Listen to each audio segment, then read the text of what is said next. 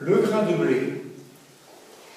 Le grain de blé tombé en terre, s'il ne meurt pas, lui tout seul il reste. Mais s'il meurt, beaucoup de fruits il porte.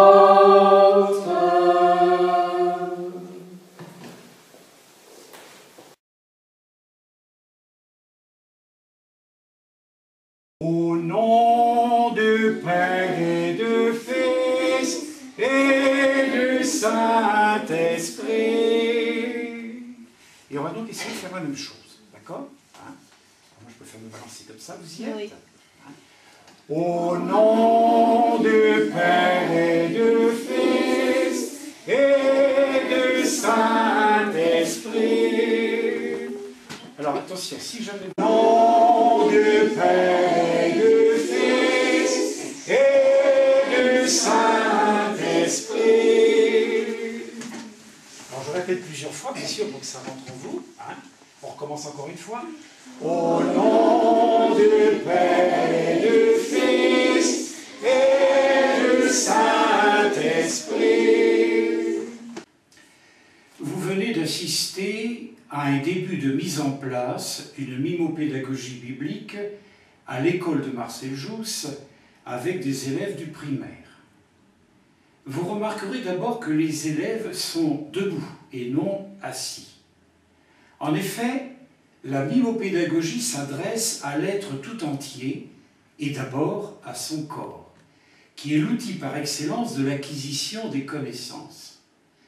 Pas question donc d'immobiliser ce corps dans une position assise qui développe la passivité de l'élève et qui, très souvent, en bloquant plus ou moins sa respiration, bloque aussi souvent l'oxygénation de son cerveau, indispensable à l'acquisition des connaissances.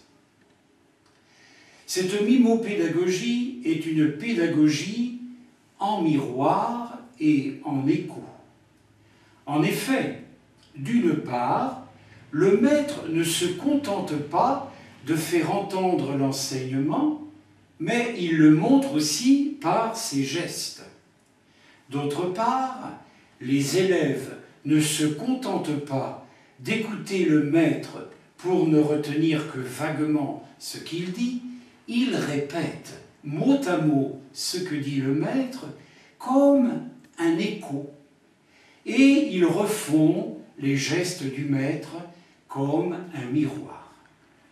Pour cela, le maître découpe son enseignement en petites unités qu'il fait aussitôt répéter à ses élèves et refaire à ses élèves en reprenant au moins 4 fois. C'est ainsi que les élèves deviennent totalement actifs pour s'approprier l'enseignement et tous les canaux sensitifs sont sollicités, laissant peu de place à l'inattention. Les oreilles sont sollicitées pour écouter et pas seulement pour entendre. Les yeux sont sollicités pour regarder les gestes et pas seulement pour les voir. La bouche est sollicitée pour répéter les mots mot à mot et pas seulement par les idées. Les mains sont sollicitées pour refaire les gestes et toucher ainsi les mots. Les deux hémisphères cérébraux sont sollicités, l'un par le verbal et l'autre par le mélodique, et toute cette activité sensorielle est soutenue par les explosions énergétiques que déclenche dans le corps le balancement corporel. Et la synergie harmonieuse de ces 4 éléments, indissociables dans cette récitation, un texte, une mélodie, des gestes corporels manuels et un balancement, procure aux élèves un plaisir qui, en les relaxant, rend l'apprentissage agréable et efficace.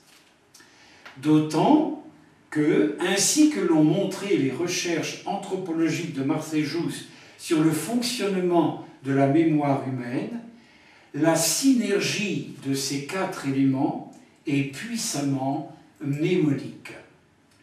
Un enseignement ainsi reçu s'inscrit spontanément et puissamment dans la mémoire du récepteur pour une mémoire pas seulement à court terme, mais pour une mémoire à long terme.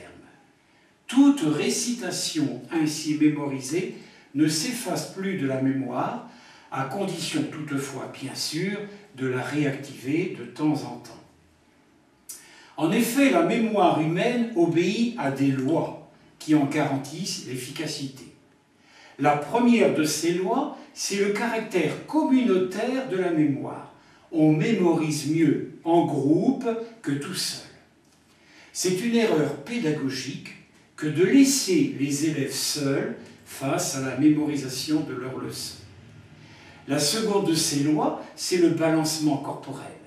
Tous les milieux traditionnels qui mémorisent leurs traditions se balancent pour les mémoriser. La troisième loi est la rythmomélodie. Tous les milieux traditionnels chantent leur enseignement. La quatrième loi, c'est le geste corporel manuel qui accompagne le texte pour en enrichir la compréhension.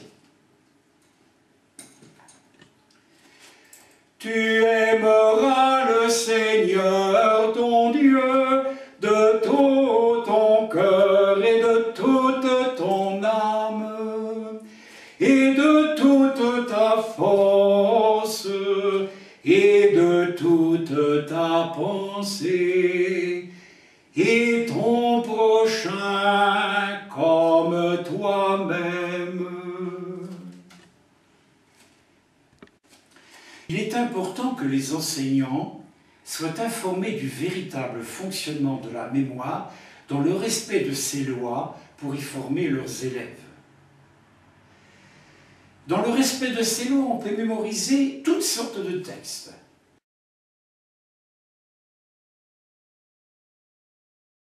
Le temps a laissé son manteau de vent, de froidure et de pluie. Il s'est vêtu de broderie, de soleil luisant, clair et beau.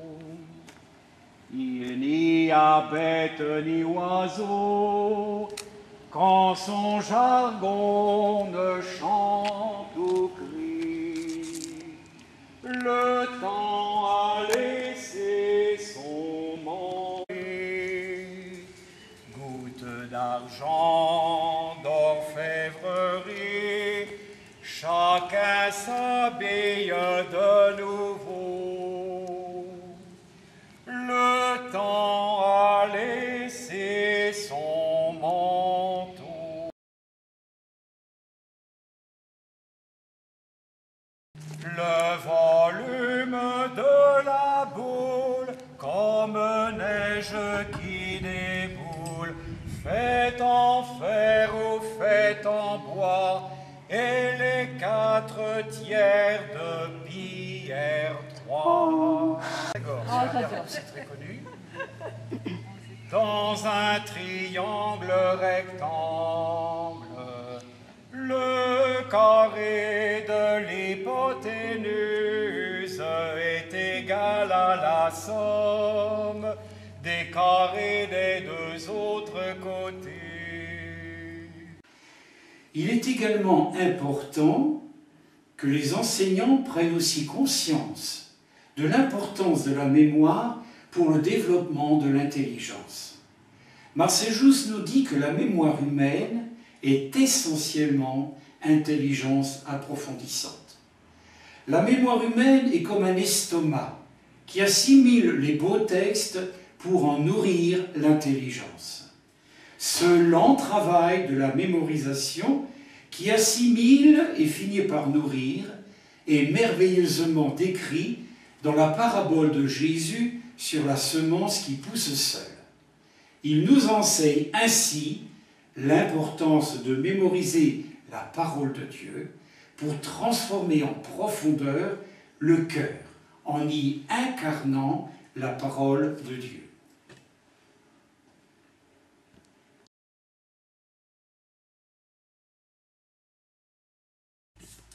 la semence qui pousse seule. Ainsi est-il le royaume de Dieu, comme un homme qui jette la semence sur la terre, et qu'il dorme et qu'il s'éveille nuit et jour, et la semence germe et grandit. Comment? Il ne le sait pas lui-même. Dès le même la terre porte des fruits, d'abord l'herbe, puis l'épi, puis plein de blé dans l'épi. Et quand se livre le fruit, aussitôt il envoie la faucille, car elle est prête la moisson.